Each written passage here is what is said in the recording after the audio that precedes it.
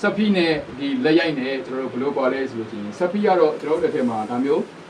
ဖိစက်တစ်လုံးရှိတယ်ဆိုလို့ရှိရင်ဒီရှေ့ကဒါမျိုး DDS စတစ်ကာတွေပေါ့နော်ဒါတွေဆိုလို့ရှိရင်ကျွန်တော်တို့တပီပွက်လေကျွန်တော်တို့1900ပေးပြီးတော့ဒါထုတ်လို့ရပါတယ်နော်ကိုကြိုက်တဲ့ front ဖြစ်တဲ့ပုံတွေပေါ့ဒီ DDS စတစ်ကာကတော့ကျွန်တော်တို့အင်ဂျီမီအသားမီအကုန်လုံးရိုက်လို့ရတယ်ဒါမျိုးအရင်နေလည်းရတယ်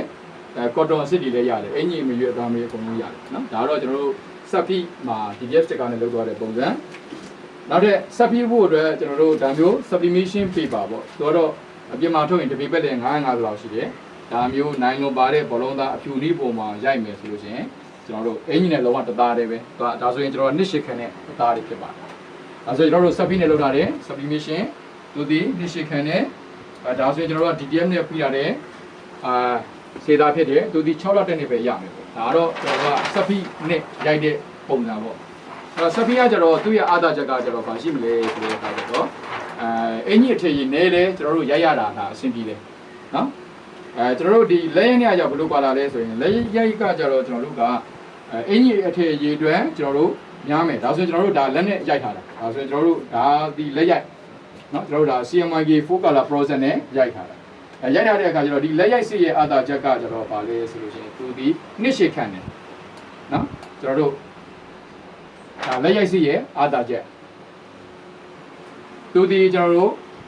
450နှစ်ရှည်လောက်ထိကောင်းကောင်းခိုင်ပါတယ်အဲ့တော့ဒီလက်ရိုက်မှာကျတော့ကျွန်တော်တို့ကသူ့မှာကျွမ်းကျင်မှုလို့တယ်ကျွန်တော်တို့ဘောင်းတွေချစ်ရတယ်ဘောင်းတွေဖောက်တက်ရတယ်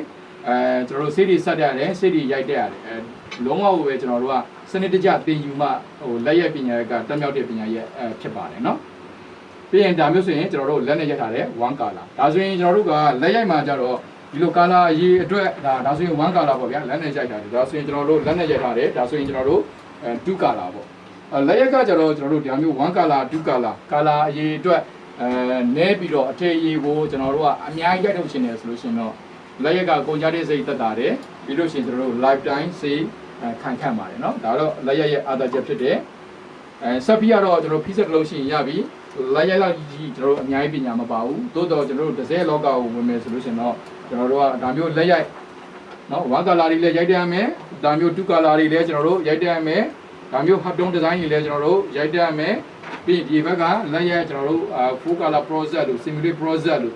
ဒါမျိုး color တွေထပ်တာတွေလည်းရိုက်တက်ရမယ်အဲ့လိုမျိုးလက်ရိုက်ကျွမ်းကျင်ဖို့ကြတော့ကျွန်တော်တို့သင်တန်းကျောင်းတွေမှာစနစ်တကျသင်မှာတက်မြောက်တဲ့ပညာရပ်ဖြစ်တယ်ဖိစက်ကတော့ကျွန်တော်တို့ဆက်ပြီးကတော့ကျွန်တော်သင်တန်းတွေတက်ဆရာမလိုဘူးဒီဆက်ရောင်းတဲ့ဆိုင်တွေမှာစက်တွေဝယ်တယ်ဆိုလို့ရှိရင်တော့ sublimation POP တွေ DDF POP တွေကစအကုန်လုံးသင်ပေးပါတယ်နော်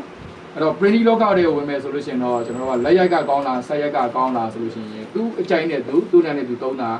ဖြစ်တဲ့အတွက်ကြောင့်အားလုံးတိထားဖို့တက်ထားဖို့တော့ဒါလိုပါတယ်နော်ဒီလောက်ဆိုလို့ရှိရင်တော့စက်ဖီနဲ့လက်ရိုက်နဲ့ဒီအားနည်းချက်အာသာချက်ဘယ်လိုဒီကွာလဲဆိုတာကျွန်တော်တို့နားလေသဘောပေါက်မလို့ထင်ပါတယ်နော် Okay thank you ကျေးဇူးတင်ပါတယ်